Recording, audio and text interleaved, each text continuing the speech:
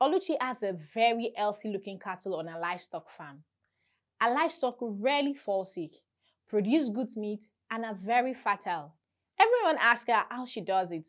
One day she told me, and I'll tell you for free. Once Oluchi noticed that a particular animal has qualities that she desires, like high feed conversion, high resistance to diseases, and fewer calving intervals, she begins to monitor the animal. If she observes that the offspring of this animal exhibits the same desirable traits as their parents, then she separates the animal from the group and enables it to mate with its kind. In our previous lesson, we began a series on routine management practices in farm animals, and the first practice we'll be discussing today is selection. What Oluchi does perfectly captures selection. Selection is a process of picking animals with desirable characters who have breeding values as the parent animals in order to maximize genetic gain. These animals possess breeding value, which simply means that they pass their desirable traits effectively to their offsprings. Selection can be grouped into two main classes. Natural selection is the ability of the animal to survive and reproduce during unfavorable environmental conditions. It's called natural because those who are unable to survive die off without any assistance.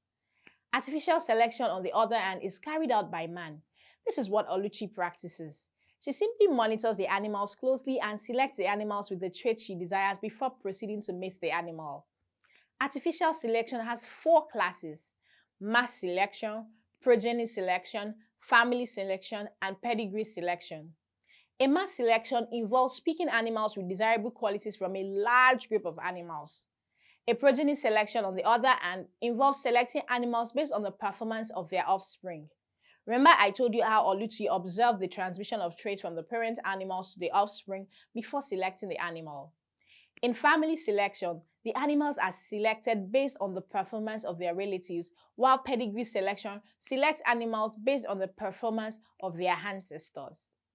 In our next lesson, we'll be looking at the advantages and disadvantages of selection, so stay tuned.